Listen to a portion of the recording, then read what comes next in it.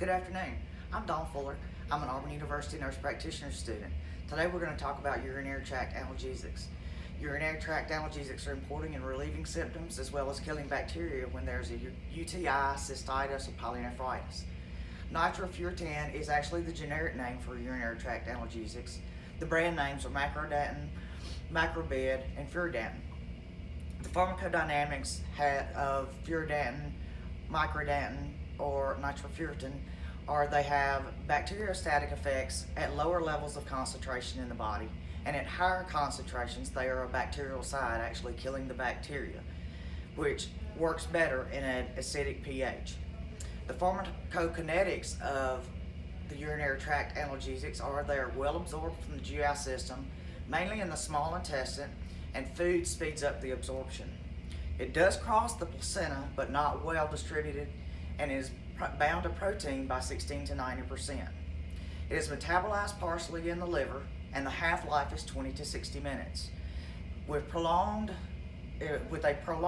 half-life if you have renal impairment. 40% of these drugs are excreted in the urine and a small amount in the feces. The mechanism of action for the urinary tract analgesics is it inactivates or alters the bacterial ribosomal proteins and other macromolecules that may interfere with the metabolism and cell wall synthesis. The therapeutic effects of these are to fight bacteria and urinary tract infections. The pharmacotherapeutics,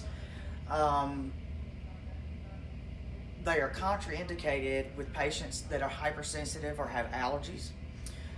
They are not to be used in pregnant women that are at term of 38 to 42 weeks, or when labor and delivery, onset of labor is imminent, because it is a pregnancy category B.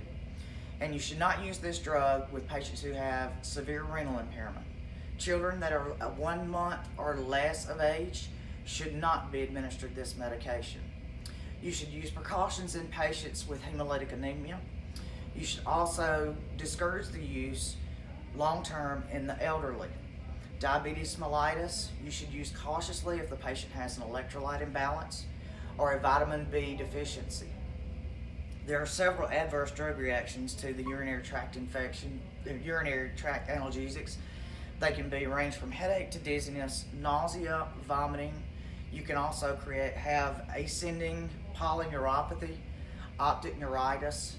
One of the most severe adverse reactions is pulmonary toxicity, or if with long-term use, you can create a superinfection. You do have to be careful with patients who have asthma or asthma-related symptoms or upper respiratory problems. There are several drugs that the urinary tract analgesics interact with.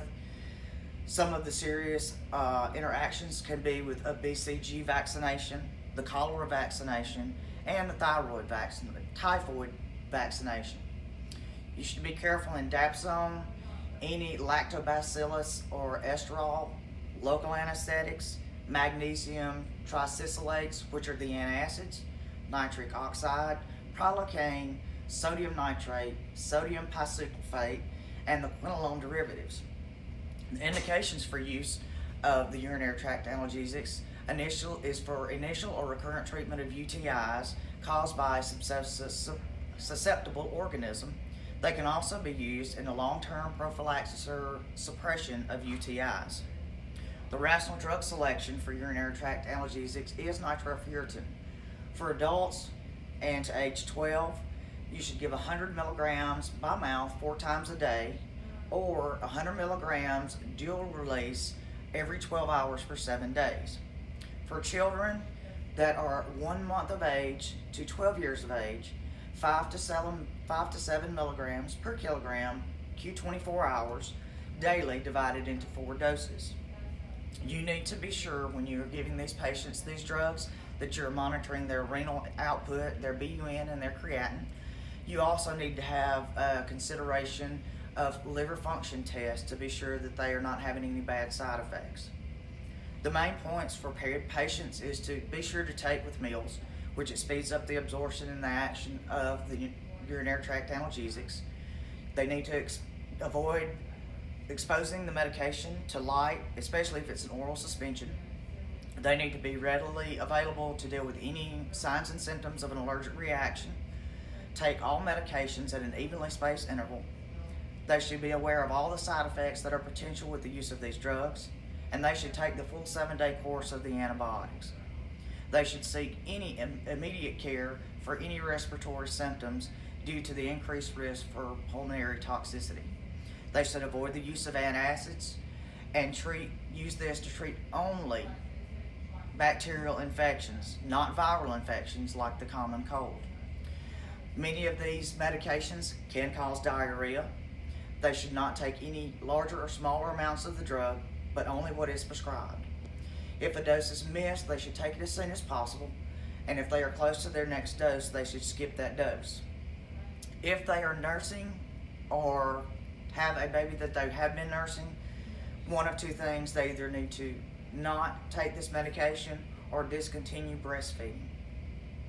The urinary tract analgesics are very important on a day-to-day basis for treating urinary tract infections. Some of the signs and symptoms of urinary tract infection can also be relieved in conjunction with azo, which decreases the urinary urgency, burning, and frequency. A word of caution with the elderly patients greater than 65 years of age with a creatinine clearance greater than 30 is the Beers list of medications for geriatric treatment discourages the use of this medication in any of those patients. Thank you so much for coming today.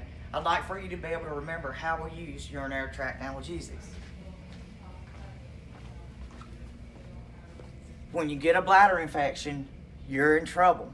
The main signs and symptoms of a bladder infection are pain, which are dreadful, burning, just like the devil going to the doctor and it burns when he goes. And they always have frequency, just like the Energizer Bunny. You keep going, and going until it results in you seeing a physician or a nurse practitioner to get your antibiotics, your urinary tract analgesics.